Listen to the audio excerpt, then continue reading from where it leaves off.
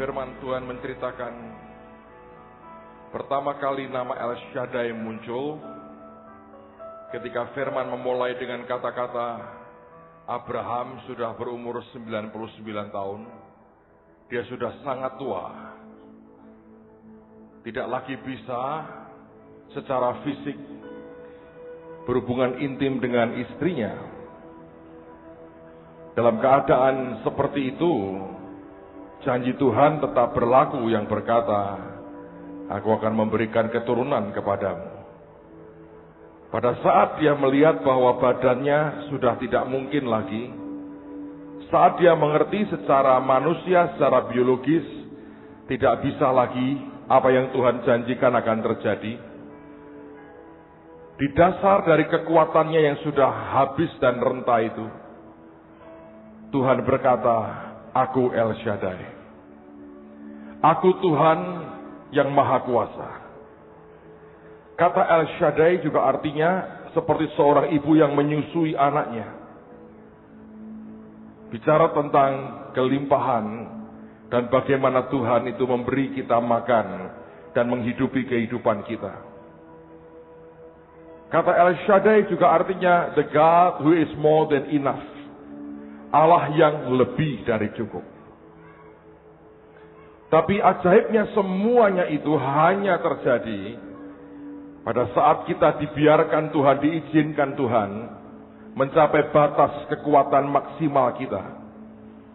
Sampai kita sendiri berkata, tidak mungkin lagi. Karena sepertinya semua pintunya sudah tertutup rapat. Di tengah-tengah kita yang merasa tidak berdaya, di tengah-tengah kita berkata, kekuatanku sudah habis. Dia berkata, aku Allah El Shaddai, the Almighty God, Allah yang Maha Kuasa. Kalau Anda dalam keadaan yang sama seperti Abraham pada waktu itu, ketika engkau menyadari kekuatanmu sudah sampai titik yang terendah, dan engkau merasa tidak berdaya lagi, dan rasanya semua janji Tuhan tidak akan mungkin tergenapi, hari ini dia mau berkata, aku Allah El Shaddai. Apa yang dia bisa buat kepada Abraham, dia bisa buat juga dalam kehidupan kita sebagai orang-orang percaya. Sebentar saya mau ajak Anda nyanyikan lagi referennya El Shaddai, El Shaddai. Nyanyi dengan pengertian. Angkat hatimu, angkat suaramu, angkat hidupmu di hadapan Tuhan. Dalam keadaan seperti apapun, percayailah dia Allah El Shaddai. Kalau Abraham yang sudah tidak berdaya apapun juga mendengar kata El Shaddai dan dipulihkan hidupnya, hidup kita juga akan mengalami anugerah Tuhan yang sama. Amin, saudara. Mari angkat tangan sama-sama. El Shaddai, El Shaddai, El Shaddai.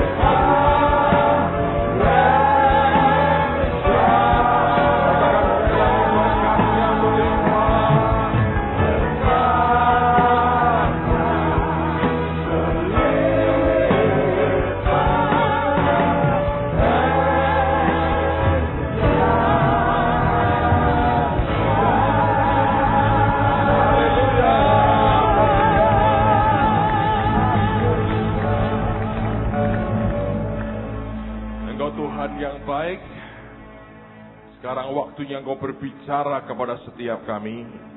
Roh hikmat, wahyu, dan pengertian akan mengajar kami dari perkataanmu sendiri. Dan biar tidak satu pun tinggalkan tempat ini dalam keadaan yang tidak diubah dan tidak diberkati. Tapi semua kami boleh menikmati yang terbaik daripadamu. Kemuliaan bagi Yesus di tempat yang maha tinggi, karena semua asalnya daripadamu. Demi nama Tuhan Yesus. Semua kita berkata, amin. Silakan duduk, saudara.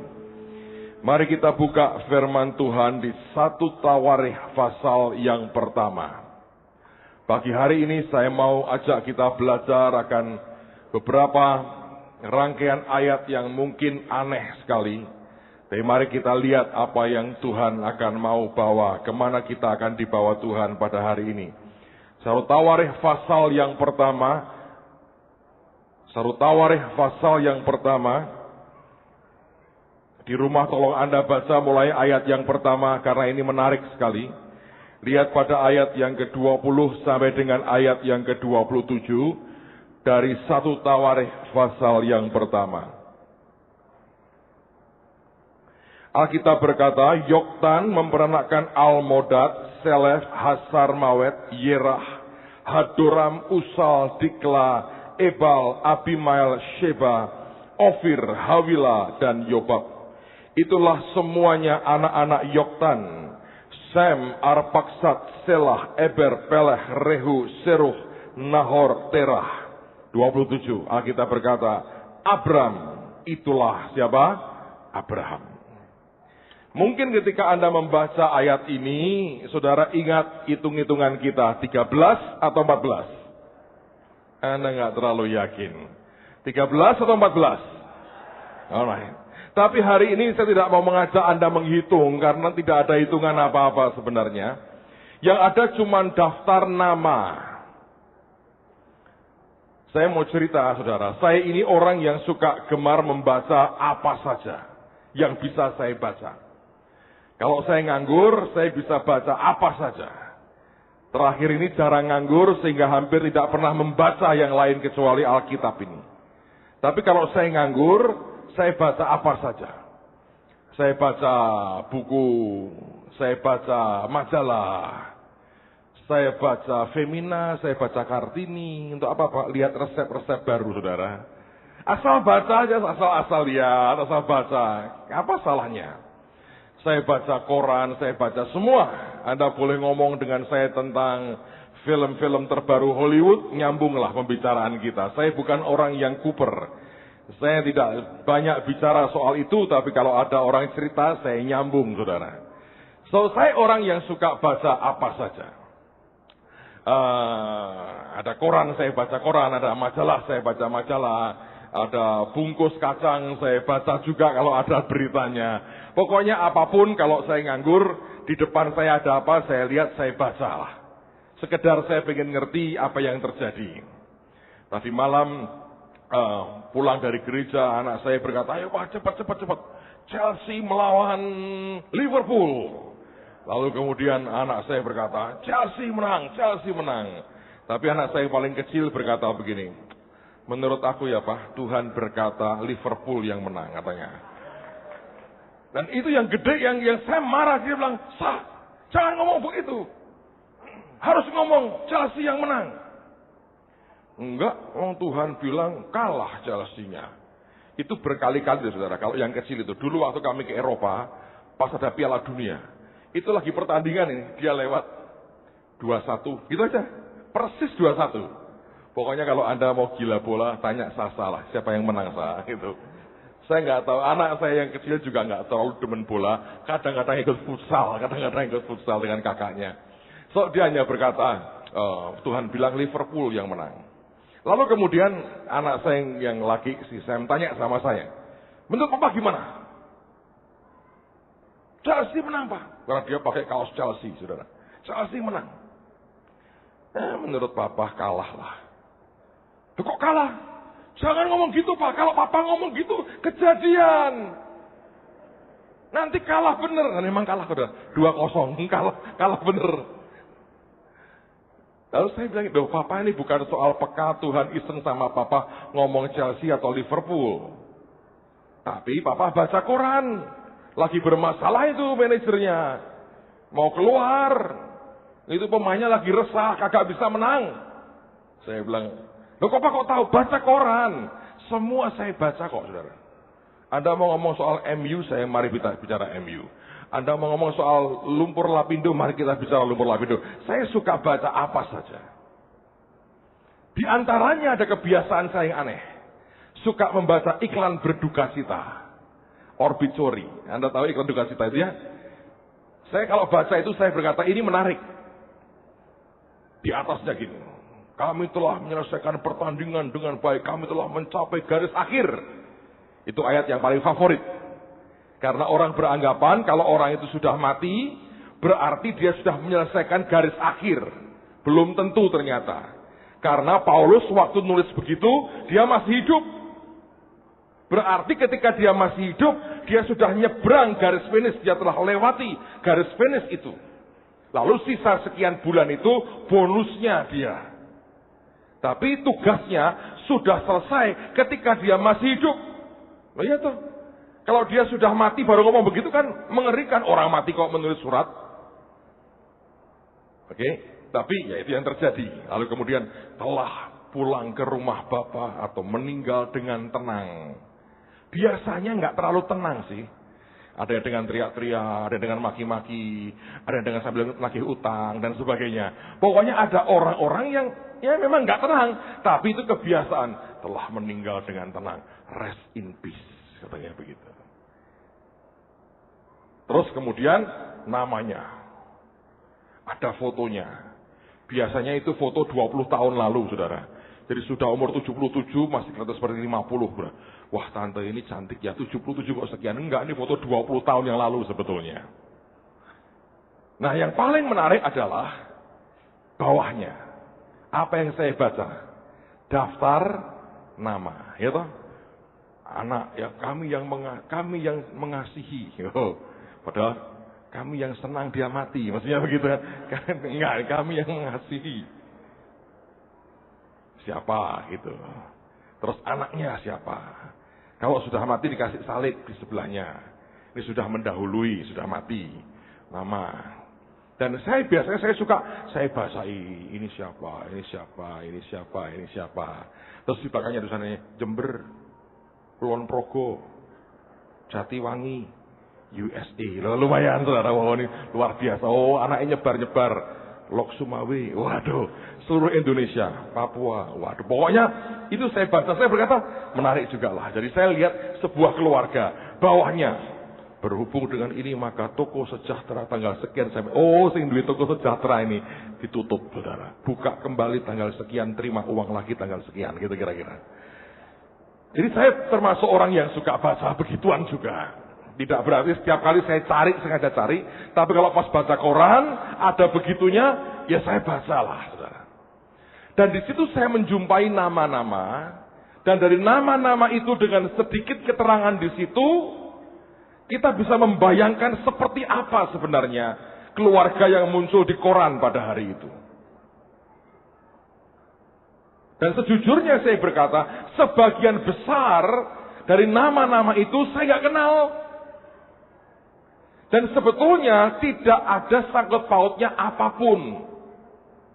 Tapi toh saya baca juga. Sebab setiap nama di situ sebenarnya bicara tentang latar belakang, karakter, histori, hidup mereka yang sangat unik. Dan menceritakan akan seluruh kekeluargaan, kekerabatan mereka yang muncul di koran pada hari itu. Nah, Alkitab juga mengatakan dari ayat yang ke-20 bahkan dari ayat yang pertama adalah daftar nama-nama. Dan setiap kali nama itu disebut seperti sesuatu yang lewat aja. Ada Almodad. Itu kalau salah satu huruf saja saudara di belakangnya itu bisa lain ceritanya. Ya toh? Apapun nama itu bisa muncul. Ketika muncul, lewat, muncul, lewat, muncul, lewat. Tapi kemudian di ayat yang ke-27, Roh Kudus dan Tuhan sendiri ketika menuliskan satu nama, hati Tuhan melompat. Ketika Alkitab berkata Abram, lalu kemudian dijelaskan itulah Abraham. Ingat bahwa firman ditulis berdasarkan inspirasi daripada Roh Kudus. Itu bukan tulisan manusia atau sejarawan biasa. Karena itu waktu nama Abram disebut, lihat bahwa Tuhan hatinya melompat sehingga dia seperti berteriak berkata, itulah Abraham. Mengapa orang ini begitu spesial? Ya, ini orang spesial, saudara. Ini orang beda sekali dengan kebanyakan orang. Ini orang ketika namanya disebut bukan cuma lewat, tapi membuat hati Tuhan bisa melompat berkata, itulah Abraham. Bagi orang-orang tertentu, nama-nama tertentu berarti sekali. Bagi orang lain mungkin tak berarti. Tapi ada memang nama-nama yang bagi kita, bagi Anda juga begitu kan? Ketika Anda dengar sebuah nama tertentu mungkin bisa melompat hati berkata, iya itu dia. Kenapa Abraham bisa begitu spesial? Kenapa hati Tuhan bisa lompat berkata, Abraham, itulah Abraham. Kenapa? Ini orang beda. Di mana Pak bedanya? Oh, imannya. Saya pikir imannya banyak orang lain lebih hebat imannya. Tapi yang membuat Abraham berbeda. Dengar baik-baik saudara. Setiap orang, misalnya Anda punya pakaian.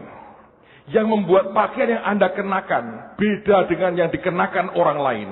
Itu karena harganya. Nah, harga berbeda itu bukan apa-apa sih. Tapi sebagian besar karena materialnya, materinya berbeda. Barang itu berbeda. Kalau misalnya ini kuningan, lalu saya buat yang sama dari emas dengan wujud yang persis sama. Wujudnya boleh sama, materialnya berbeda, harganya akan berbeda. Abraham ini punya perbedaan yang sangat hebat dibandingkan dengan kita semua pada hari-hari ini. Sebab ketika dia kenal Tuhan, Abraham itu pertama-tama dia mendengar Injil. Ketika Injil disampaikan kepada Abraham, ternyata Injil itu lebih bagus lah menurut saya. Dari apa yang kita kenal hari ini. Saya mau tanya, Injil itu apa sih? Arti Injil itu artinya apa? Injil itu apa? Kabar baik. Good news, Injil itu. Jangan sampai tidak ngerti. Injil itu apa? Kabar baik. Kabar baik buat siapa? Sebagian besar orang berkata, Injil kabar baik yang berkata, aku diselamatkan, ditebus dosaku, aku diampuni, aku diberkati, aku masuk surga, aku terima kesembuhan, aku terima kelepasan. Itu Injil, itu kabar baik. Yang miskin jadi kaya, itu kabar baik. Sebagian besar kita, waktu mendengar Injil, kita mendengar Injil tentang kabar baik untuk kita. Injil yang disampaikan itu Injil kabar baik buat saya, buat saudara. Saya masih ingat tahun 79, saya masih SMA, saya ikut kebaktian KKR Malam Oikumene, dan hamba Tuhan Pak Damaris almarhum dari Bandung, dia berkhotbah. Nah, latar belakang saya nggak jelek-jelek amat secara manusia. Judi nggak pernah, minum minuman keras kagak doyan, rokok juga nggak suka, ya toh, dengan perempuan saya takut. Jadi saya nggak terlalu jahat-jahat amat, ngerampok belum pernah, nyuri hampir tapi nggak jadi. Pokoknya nggak terlalu jahat-jahat amat lah. Narkoba nggak ada, zaman itu nggak ada narkoba. Rokok sudah paling ampuh, saudara. Jadi nggak ada yang begitu. Tiba-tiba saya ikut KKR untuk pelajar SMA. Hamba Tuhan ini khotbah tentang orang muda yang kaya, yang sejak mudanya sudah melakukan begitu banyak perkataan firman. Lalu kemudian si pendeta berkata, Anda bagaimana? Orang muda ini seperti ini, Anda bagaimana? Seperti nemplak saya, kemudian saya maju ke depan di altar call, terima Tuhan Yesus. Sejak itu hidup saya diubah Tuhan. Dan Tuhan mulai kerja dalam hidup saya. Tapi kabar baik yang saya terima hari itu berkata, kalaupun kamu berdosa, kamu bertobat, dosamu diampuni. Itu kabar baik. Itu good news-nya. Tapi Abraham terima kabar baik yang berbeda loh saudara. Injil yang dia dengar itu bukan kabar baik untuk dirinya saja. Di mana perbedaannya? Coba buka Galatia. Dari sini Anda akan tahu material dasarnya memang berbeda. Surat Galatia pasal yang ketiga. Galatia pasal 3 ayat yang ke-8. Galatia pasal 3 ayat yang ke-8. Dan kitab suci yang sebelumnya mengetahui bahwa Allah membenarkan orang-orang bukan Yahudi oleh karena iman, telah terlebih dahulu memberitakan Injil kepada Abraham. Jadi Injil diberitakan kepada Abraham. Nah, apa kabar baik? Injil itu kan kabar baik. Apa itu kabar baik yang diterima oleh Abraham? Karena ini menyangkut akan imannya. Ini menyangkut materinya. Alkitab berkata begini. Iman timbul dari pendengaran. Pendengaran oleh firman Kristus. Jadi material iman itu dasarnya itu firman. Nah, firman seperti apa, itu menciptakan iman seperti apa.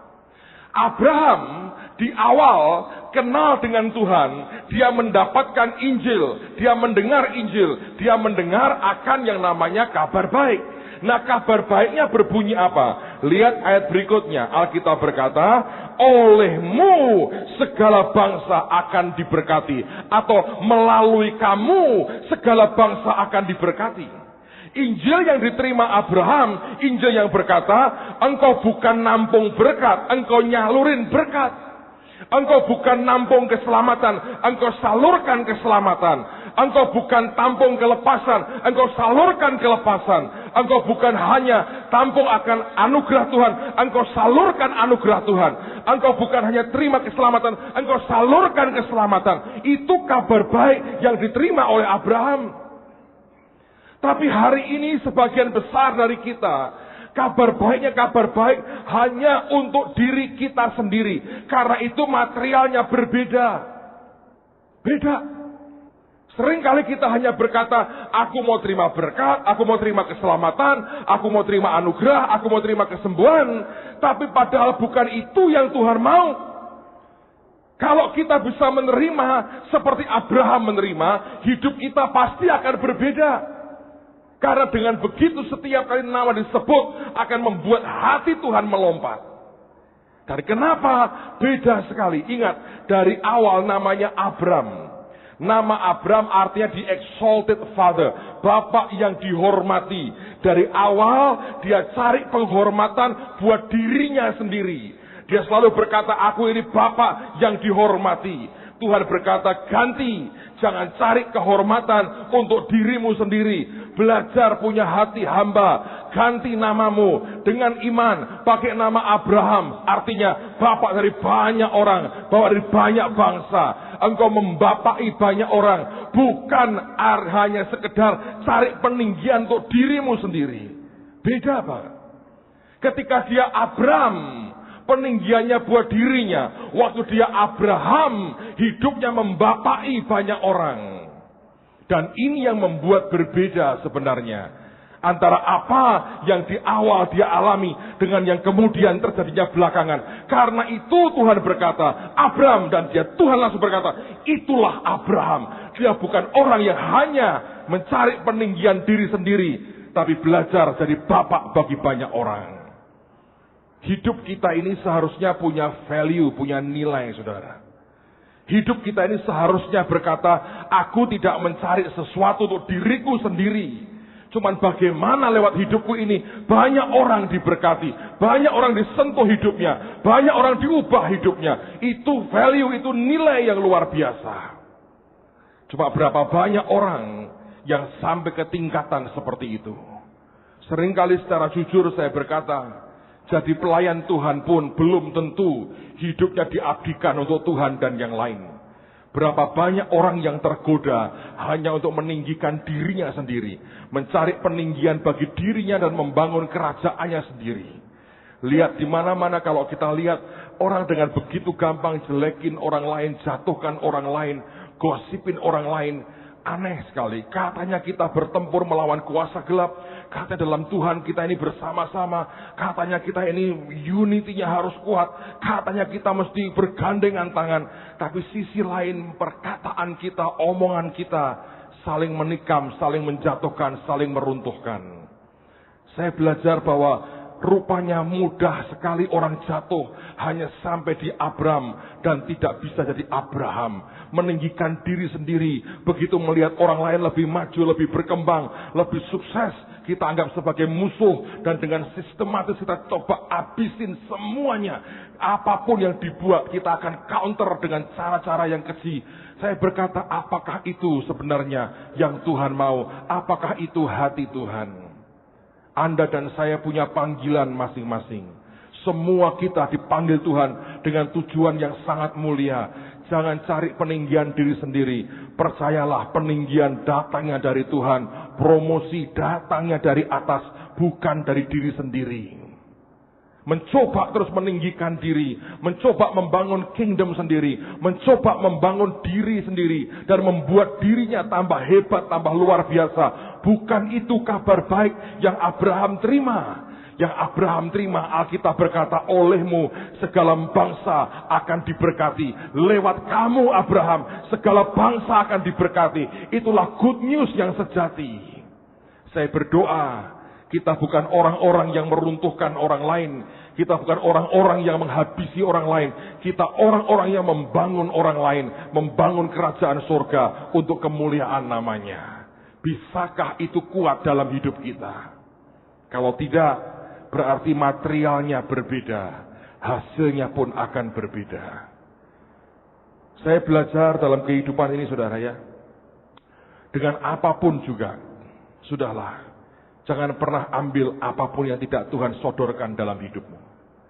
Kalau Tuhan tidak memberikannya ke Anda, kalau dia tidak mengulurkan ini ke hidupmu, jangan pernah ambil, jangan pernah rampas, jangan pernah usahakan. Belajarlah seperti itu. Yakinlah jatah Anda dari Tuhan sudah begitu gede, sehingga tangan kita tidak akan pernah bisa meraihnya. Masalahnya seringkali dia sodorkan ke kita bahkan tidak mau karena kesombongan kita. Tapi belajar. Anda perlu, gini saudara ya, saudara perlu balance sih, antara kerendahan hati, kecerdasan roh, ngerti bagaimana memanfaatkan peluang, itu mesti dikombinasi dengan kepekaan Tuhan. Anda akan melihat hasilnya berbeda. Banyak orang itu ngotot dengan usahanya sendiri, tapi nggak ada hasilnya.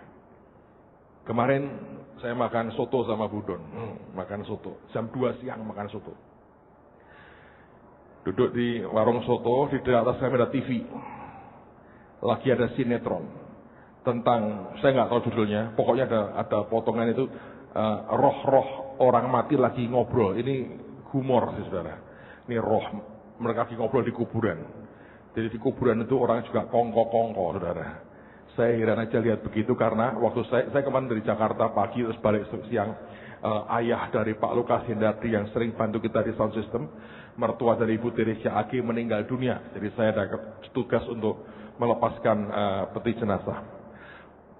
Waktu pulang ke Semarang, sebelah saya ibu-ibu sudah tua sekali. Dia lagi baca buku. Ajaib, nenek tua sekali lagi baca buku. Dia teliti baca begitu. Saya iseng, saya ngelirik, buku apa sih yang dia baca? Judulnya serem. Malam pertama di alam kubur. Kok malam pertama waktu menikah itu mungkin lain. Malam pertama di alam kubur. Saya pulang makan soto, pas nonton cerita itu roh-roh lagi gentayangan. Ada roh orang mati ke tempat tetangga. Jadi mereka nonggo juga, mungkin arisan juga, saya nggak tahu, ngobrol. Loh kamu kok main ke sini? Iya, di sebelahku ada penghuni baru tadi pagi masuk, nangis terus. Gua mau tidur nggak bisa, dia nangis terus katanya, belum rela mati rupanya. Jadi daripada nggak tidur, ngobrol di sini. Lalu mereka ngobrol. Ini orang-orang mati ini ngobrol. Tanya kamu mati kenapa mereka cerita. Terus kemudian ya satu tanya gini, kamu kalau ada reinkarnasi bisa hidup lagi, kamu pengen jadi apa sih katanya? Ya katanya, Kalau saya sih standar aja, bintang film katanya gitu. Karena dia berkata, aku pengen jadi bintang film Hollywood, itu obsesiku. Loh kamu bintang film kan? Iya, tapi aku belum sampai mencapai cita-citaku sudah mati. Terus dia cerita, bertahun-tahun hanya dari figuran tok. Pokoknya figuran numpang lewat, ngomong teriak, mati gitu. Tembak-tembakan, mati. Cuma kita numpang lewat tok, terus dibayar 5.000, dibayar 10.000. Dia berkata, aku ini figuran terus. Aku berjuang, aku berusaha sekuat tenaga. Aku suap sana, suap sini. Sampai akhirnya aku dapat peran utama. Dia bilang, hari itu aku dapat peran utama. Aku sudah dandan siap syuting pertama untuk ambil gambar. Dia bilang, tapi apa yang terjadi? Lagi aku jalan, seseorang itu nyamber apa itu kayak seperti apa sih namanya? Tiang lampu. Dan itu lampu gede-gede jatuh. Dang! Aku kejatuhan lampu gede-gede. Aku mati katanya. Belum jadi peran utama, aku sudah mati. Jadi aku penasaran. Saya ketawa, oh malam pertama di alam kubur ini. Orang cerita soal bagaimana dia matinya. Tapi saya belajar gitu, saudara. Kadang-kadang dalam hidup orang kan gitu ya. Anda berusaha untuk menjadi the exalted father. Sedang Tuhan mau kamu jadi bapak bagi banyak orang. Ini beda sekali. Kalau engkau meninggikan dirimu sendiri, semua orang begitu. Tapi kalau Anda itu jadi bapak bagi banyak orang, hidup Anda menyentuh hidup banyak orang, itu akan beda banget. Dan saya belajar dalam kehidupan ini.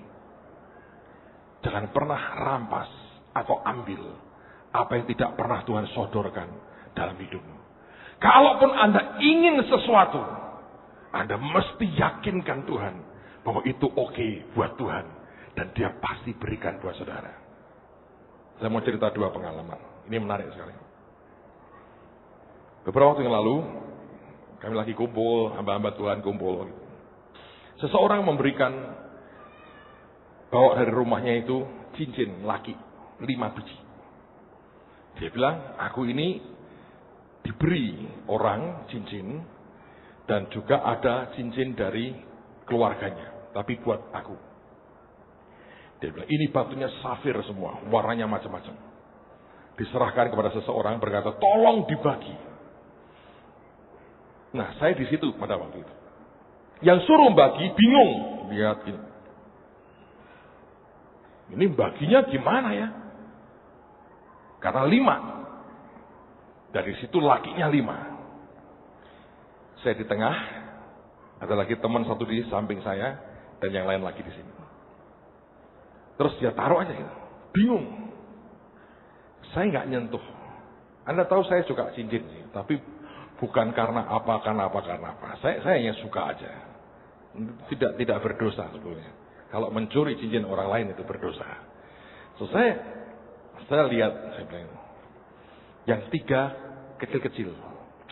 Saya bilang, kecil enggak lah. Dan menurut saya itu lingkarannya nggak bisa masuk. Tangan saya cukup gede.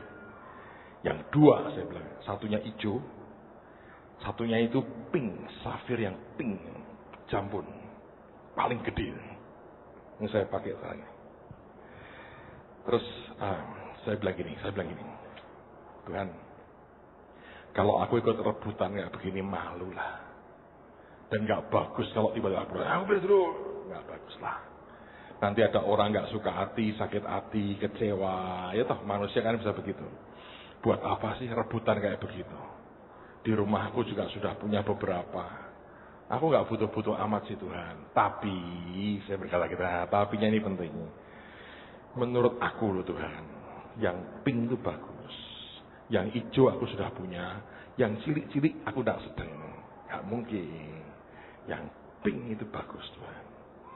Dan rasanya kalau lihat dari sekilas itu cocok dengan jariku sih. Hijau juga bisa masuk, tapi kalau pink saya berkata, wah itu asik lah. Ya sudah, ngomong gitu aja. Kalau Anda berkata gini, saya melihat dulu ya, hak saya kan ini, nggak bisa. Anda akan ngelukai orang lain, karena ini orang-orang yang melihat itu suka semua. Dan saya diam aja. Saya bilang, kalau boleh tuh Tuhan, pink buat aku dong. Nah, saya terus terang ngomong gitu. Nah, teman saya ini ngomong gini. Tuhan ngomong sama saya, dari 5 ini cuma 1 yang cocok dengan jariku. Dia ngomong dengan cepat. Dari 5 ini yang cocok dengan jariku, 1. Saya diam aja, saya bilang. Tangannya dia, menurut saya lebih gede dari tangan saya. Saya bilang, ya kalau ngomongnya sudah gitu, ya pinknya ke tanganmu lah. Mana bisa, saya bilang. Karena saya pikir yang hijau itu sedikit lebih kecil. Kalau yang pink itu kan, pastilah, ini pastilah. Saya bilang, kamu mau ambil pinknya. Saya nggak meragukan Tuhan berkata loh. Bahkan saya percaya betul Tuhan berkata. Dan memang Tuhan berkata. Tapi Tuhan berkata, saya meminta. Loh, lain saudara, urusannya lain. Tuhan berkata, saya meminta. Kalau Tuhan menetapkan, nah itu lain lagi. Tapi ini Tuhan berkata, saya meminta. Di hati tapi. Saudara kalau pengen apa-apa, batin. Tuhan gini-gini. Jangan, kuliah, sambat-sambaan sama tonggo nih. Jangan begitu dong. Kita harus elegan, saudara. Ngerti? Elegan. Tadi cerita di TV itu, ketika tahu matinya ketibanan lampu, orang berkata, matimu kurang elegan, katanya begitu. Nah karena dia ngomong begitu, dipersilahkan. Ya sudah, coba. Yang cocok buat jarimu, itu milikmu. Saya berkata, ya hilanglah. Saya bilang, nggak mungkin. Terus dia ambil 1 yang paling kecil. Nggak cukup. Kedua, nggak cukup. Ketiga, hanya nongol di sini aja, nggak cukup. Dia ambil yang hijau. Nggak cukup. Terakhir dia ambil yang pink. Saya percaya teman saya ini juga sebetulnya kepingin yang pink. Dan dia lebih yakin bahwa yang pink yang paling gede, paling cocok buat jarinya. Tahu yang dia buat? Dia ambil yang pink. Dia masukkan. Aneh. Begitu masuk. Loh, nggak cukup. Dia lepas, dia taruh saudara. Ayo. Anda kalau dengar Tuhan berkata, tapi tidak 1 pun cukup.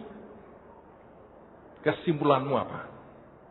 Ayo, coba renungin sendiri. Sebagian berkata gini, wah ini kepingin tapi menggunakan nama Tuhan.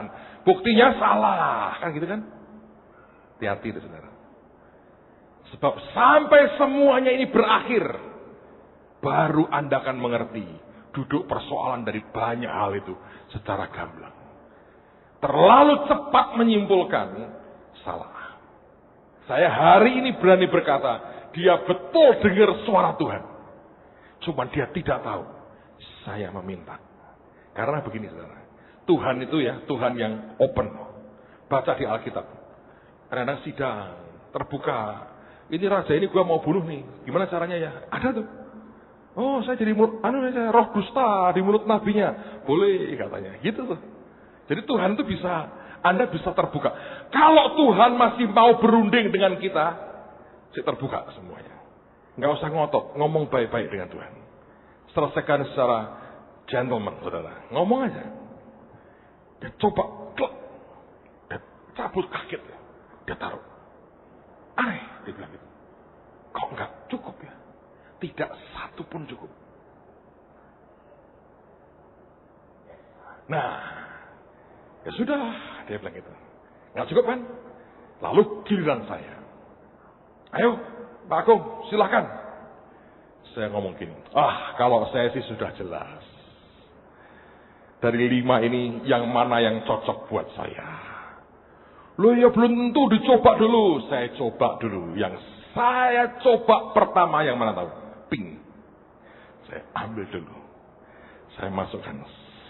Masuk. Saya bilang, pas. Tak kantongi tangan saya. Amankan saudara. Refleks.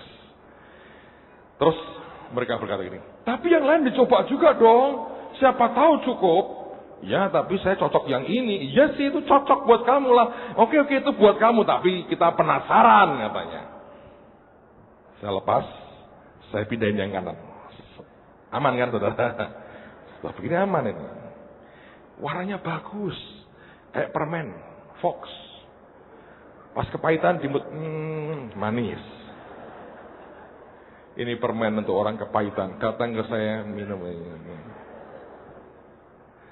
Lalu kemudian saya coba yang kecil-kecil. Kecil gak cukup. Tiga gak cukup. Yang hijau saya coba. Masuk.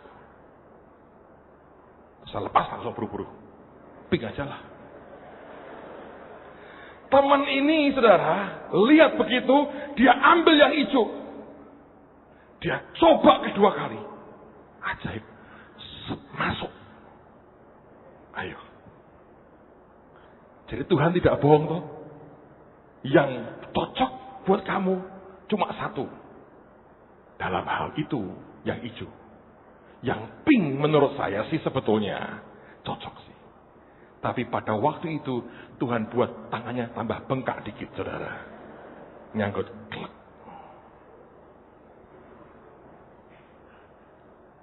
Saya pakai. Saya ngomong sorry ya. Tiga cilik-cilik. Saya berkata ya yang lain garuk-garuk. Tapi memang tangan mereka tidak segede. Saya belajar kadang-kadang Tuhan. Kok begitu ya caranya ya? Ya begitu. Simple aja. Anda kepingin sesuatu, Anda ngomong.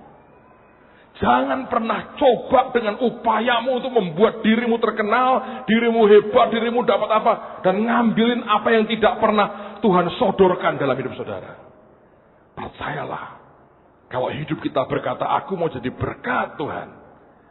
Injil yang berkata olehmu, semua kaum di muka bumi akan diberkati. Itu Injil yang luar biasa. Abraham harus jadi Abraham dalam hidup kita. Saya ingat sekian tahun lalu, saya diundang di Myanmar, Burma. Khotbah di Yangon, terus kami ke sebuah kota kecil di utara dekat perbatasan Cina. Warga di situ itu kerjaannya nambang batu jade, batu giok.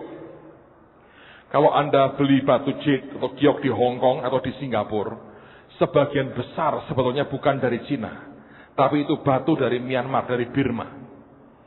Saya habis kebaktian, selesai, terus diberitahu sama pendetanya di situ.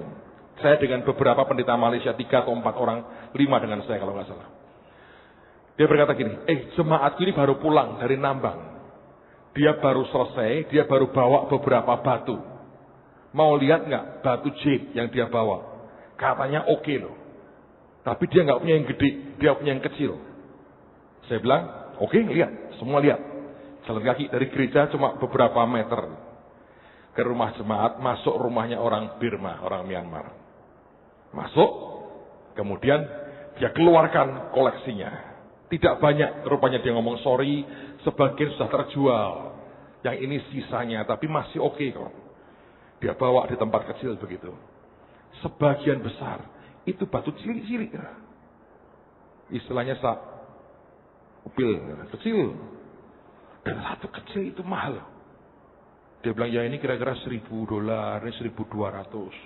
Batu kecil kok $1.000. Saya nggak bawa uang banyak. Saya punya beberapa ratus $. Dan saya nggak mungkin lah saya beli itu, kan nggak cukup uang saya. Terus kemudian semua lihat itu, wow. Mereka tanya, ini berapa, ini berapa, ini berapa, ini berapa. Ngerti bahwa yang kecil aja sudah $1.000.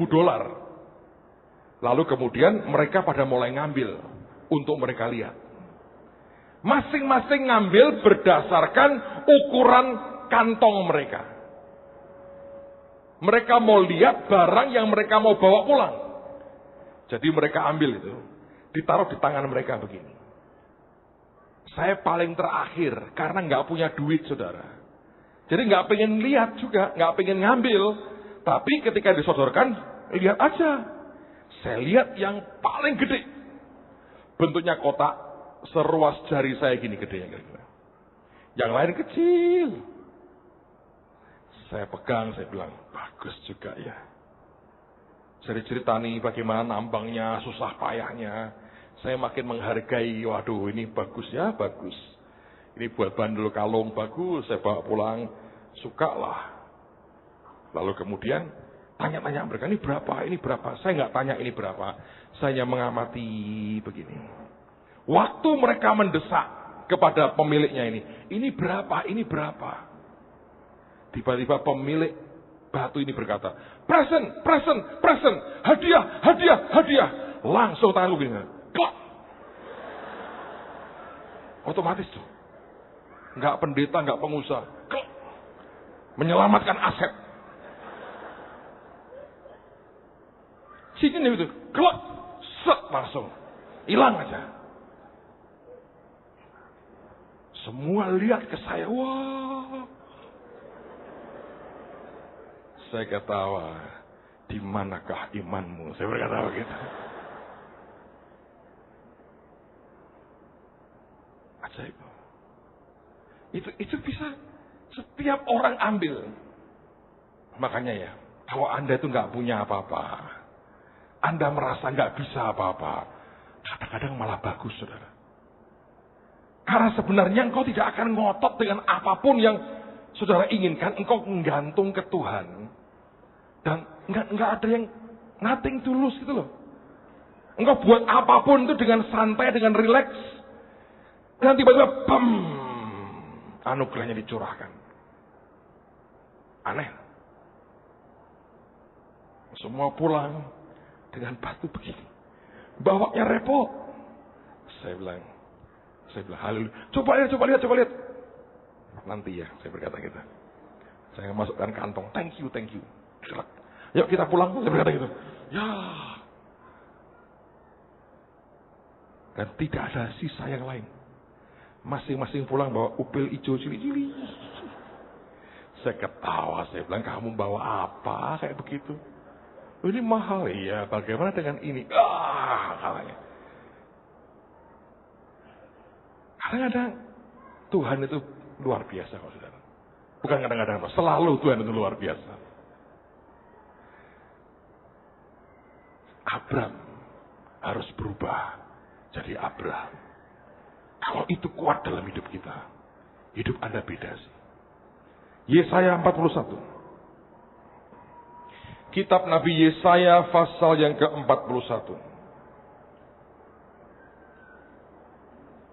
Ayat yang ke-8.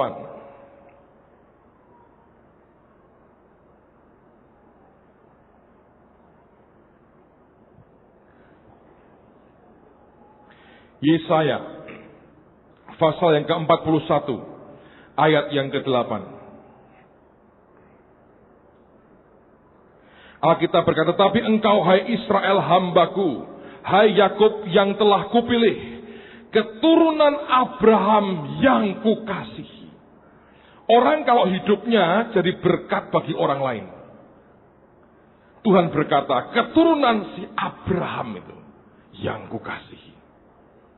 Seberapa sih kasih Tuhan kepada Abraham? Di dalam perjanjian baru ini kita enak. Kalau kita berdoa dalam nama Tuhan Yesus. Di perjanjian lama, mereka belum kenal nama Yesus. Lalu mesti bagaimana?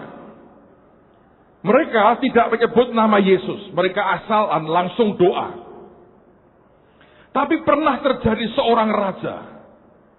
Dalam keadaan sangat terdesak, dia berdoa. Dan dia bawa nama orang yang Tuhan kasihi. Coba buka 2 Tawarikh pasal yang ke-20. Balik ke Tawarikh, di 2 Tawarikh pasal yang ke-20. Saya baca mulai ayat yang pertama. 2 Tawarikh pasal yang ke-20. Lihat mulai ayat yang pertama. Setelah itu Bani Moab dan Bani Amon datang berperang melawan Yosafat bersama-sama sepasukan orang Meunim. Datanglah orang memberitahukan Yosafat, laskar yang besar datang dari seberang laut Asin dari Edom menyerang tuanku. Sekarang mereka di Haseson Tamar, yakni En-Gedi. Yosafat menjadi takut lalu mengambil keputusan untuk mencari Tuhan.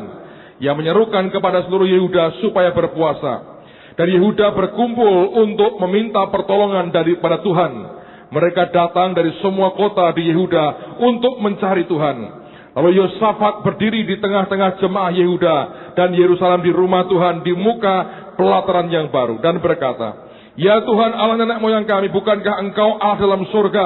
Bukankah Engkau memerintah atas segenap kerajaan bangsa? Kuasa dan keperkasaan ada di dalam tangan-Mu, sehingga tidak ada orang yang dapat bertahan melawan Engkau. Ayat 7 Anda perhatikan. Bukankah Engkau Allah kami yang menghalau penduduk tanah ini dari depan umat-Mu Israel dan memberikannya kepada keturunan Abraham sahabat-Mu itu untuk selama-lamanya? Ketika dia berdoa, saudara, dia pakai nama Abraham. Dia mengerti raja ini, Tuhan punya ikatan batin yang sangat beda dengan Abraham. Dia berkata, Abraham yang kukasihi.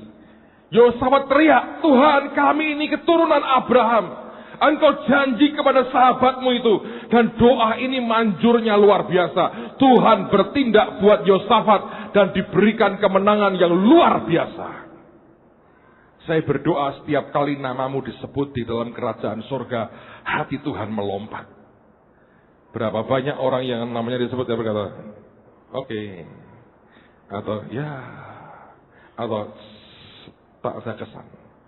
Saya berdoa kalau kita terima Injil yang berkata lewat hidupmu semua kaum di muka bumi akan diberkati. Orang itu akan membuat setiap kali Tuhan mendengar namanya akan lompat hatinya. Tidak ada yang lebih berbahagia, saudara, kecuali jadi berkat bagi banyak orang. Hari Jumat kemarin ada 4.400 yang kebaktian di tengah-tengah kita, pemulung dan sebagainya. Dan saya mendoakan beberapa dari mereka. Ada seorang pria, kira-kira usia menurut saya maksimal 40 tahun, saudara. Orang ini selama 3 tahun lumpuh, tinggal di tempat pembuangan sampah. Kalau Anda lumpuh tiduran terus, bangun pun tidak bisa. Dan tidur di tempat pembuangan sampah, Anda bisa kebayang nggak yang terjadi apa? Punggungnya ini mulai lubang, mulai bernanah. Karena nggak dibalik kan tidurnya kan. Nggak ada orang ngerawat dia. 3 tahun ngeletak, nunggu mati. Kurus habis badannya. Tapi Jumat kemarin dia datang, duduk di situ dengan beberapa orang. Saya dengar ceritanya sih. Ada beberapa Anda datang ke tempat itu dan mendoakan Bapak ini. Begitu selesai didoakan, ajaib, dalam beberapa hari dia pulihkan kekuatannya. Dia bisa mulai duduk, dia bisa mulai berdiri, dia bisa mulai jalan walaupun pelan-pelan. Dan dia mengalami sukacita ketika Tuhan mulai sembuhkan dia. Kita dapat oposisi sih, saudara. Ada pihak-pihak yang tidak suka kita bawa mereka untuk cari Tuhan. Dilawan, ditentang. Tapi orang ini berkata, kalau ada orang yang mencegah kita kebaktian, biar saya pasang badan. Anda tahu kenapa? Seperti dia mau berkata, di mana kamu ketika aku tergeletak 3 tahun dan tidak berdaya dan menunggu mati? Di mana kamu ketika aku kelaparan dan tidak ada orang memberi aku makan? Di mana kamu ketika punggungku mulai bernanah dan berlubang oleh karena aku 3 tahun lumpuh dan tidak ada orang yang merawat aku? Di mana kamu ketika hatiku galau dan susah dan tidak ada orang peduli dengan aku? Tapi sekarang ada orang yang datang mengulurkan tangannya kepadaku. Kenapa mereka ditentang? Kenapa mereka dilawan? Sebenarnya saya dengar dari Pak Victor, hari itu daerah itu sudah tidak akan dijemput lagi. Dia dengar itu, dia coba pinjam telepon siapa saya nggak tahu. Dia cari tempat, dia telepon Pak Victor. Dan dia berkata begini, saya ini sudah percaya Tuhan Yesus. Jangan ditinggal. Saya tetap mau datang, apapun resikonya. Saya dengar dia bawa 6 bus dari kelompoknya datang hari Jumat yang lalu. Dia duduk di situ, saya datangin dia. Saya doakan. Beberapa lain datang ke saya minta didoakan dengan berbagai penyakit dan sebagainya. Saya lihat anugerah sih, saudara. Saya lihat Tuhan yang luar biasa. Saya lihat kalau hidup Anda dan saya jadi berkat, nyentuh hidup orang lain, itu akan hidup yang berarti. Itu Injil. Olehmu, oleh kita. Semua bangsa diberkati lewat hidup kita. Kita bukan orang yang menampung berkat, tapi kita orang yang menyalurkan berkat. Kita bukan orang yang menampung keselamatan, kita menyalurkan keselamatan. Kita bukan orang yang menampung kebaikan Tuhan atau kesembuhan dari Dia. Kita salurkan semuanya. Salurin saudara. KKR di Jawa Timur beberapa hari yang lalu, Tuhan kerja juga luar biasa. Ada bapak yang patah kakinya, jalan dengan tongkat. Hari itu Tuhan buat dia jalan dengan kuat. Ada seorang anak hamba Tuhan, perempuan, kanker kandungan, sampai habis badannya. Masuk pun digendong, dipapah oleh keluarganya. Nggak bisa jalan, pucat, nyaris seperti mayat. Malam itu Tuhan sembuhkan dia dengan cara Tuhan yang ajaib. Dia bisa jalan untuk pertama kalinya. Dan dia bisa naik tangga yang cukup tinggi. Dibantu tidak mau. Dia bilang, Tuhan sudah sembuhkan aku. Aku mau jalan. Dia jalan dengan kuat. Seorang bapak dengan stroke. Dia dengan tongkatnya, dia kena stroke. Dia lepaskan tongkatnya. Dia jalan dengan cepat sekali. Saya lihat Tuhan itu ajaib. Anda tahu saat terakhir kebaktian mau ditutup, satu bus datang dari desa. Orang-orang desa datang saudara. Maju menyerbu mimbar semua minta didoakan. Dengan segala kebutuhan mereka. Saya bilang, Tuhan, aku gak punya apa-apa. Aku gak bisa apa-apa. Tapi Engkau Tuhan yang sanggup. Dan sanggup tolong dan buat sesuatu bagi hidup orang lain. Amen saudara. Bukankah itu kehidupan yang luar biasa sih? Kalau kita mencoba untuk terus menyelesaikan masalah kita, tidak pernah selesai. Belajarlah untuk membantu menyentuh hidup orang lain. Problemmu akan tuntas dengan sendirinya. Banyak orang hidup dalam egonya sendiri. Banyak orang hidup mau berkata, pokoknya ini yang harus paling benar. Ini percuma saudara. Berhenti memikirkan dirimu sendiri. Tolong jamah orang lain. Sentuh hidup orang lain. Jadikan hidup Anda berarti. Anda akan lihat sebuah banyak hal yang ajaib. Dalam hidupmu akan terjadi karena Tuhan akan menyatakan kuasanya yang begitu ajaib dalam hidup kita. Amen saudara. Saya berdoa Tuhan akan membuat kita jadi orang-orang yang tahu bagaimana jadi pemberita kabar baik. Olehmu Injil berkata, semua bangsa akan diberkati. Tutup Alkitab kita. Naikkan lagu ini, berikanku hati. Biar kita minta ke Tuhan hati seperti ini. Mari berdiri sama-sama saudara.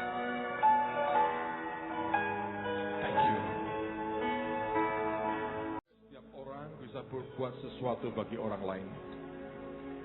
Dimanapun Anda ditempatkan Tuhan, Anda lihat orang yang sedang susah, Engkau berkata, aku tidak mau tahu persoalanmu, boleh gak aku berdoa buat kamu? Hanya itu saja akan bisa berarti banyak. Yang lain mungkin Anda bisa menolong dengan cara-cara yang lain. Kalau Anda mau saja, Engkau bisa buat banyak buat orang-orang sekitarmu. Seringkali di tengah-tengah kita ada begitu banyak orang yang bahkan tidak tahu apa yang harus dia buat. Saya tahu ada orang-orang yang tidak mau ditolong. Ada orang-orang yang hidup dalam kebenaran dirinya sendiri. Tapi ada orang-orang yang bisa ditolong. Ada orang-orang yang mestinya bisa ditolong. Seringkali pertolongan tidak berarti memberi apa yang dia ingini. Seorang anak yang sedang batuk dan dia ingin permen dan dia menangis. Kalau kita berikan dia permen itu bukan pertolongan. Tapi kita bisa buat sesuatu yang berbeda sekali. Ini hari-hari yang luar biasa. Tuhan sedang buat percepatan yang begitu ajaib. Saya berdoa hidup kita berarti bagi orang lain. Amin saudara. Doakan untuk mobil klinik. Kita sedang segera akan hubungi karoserinya supaya dibuat yang bagus untuk kemuliaan nama Tuhan. Doain ada banyak hal yang dikerjakan dalam hari-hari ini. Saya percaya anugerahnya ajaib. Anugerahnya luar biasa. Mari angkat tanganmu saudara. Tuhan Kau tolong setiap kami. Engkau tolong setiap kami. Engkau tolong setiap kami Tuhan. Engkau tolong setiap kami. Terima kasih Tuhan.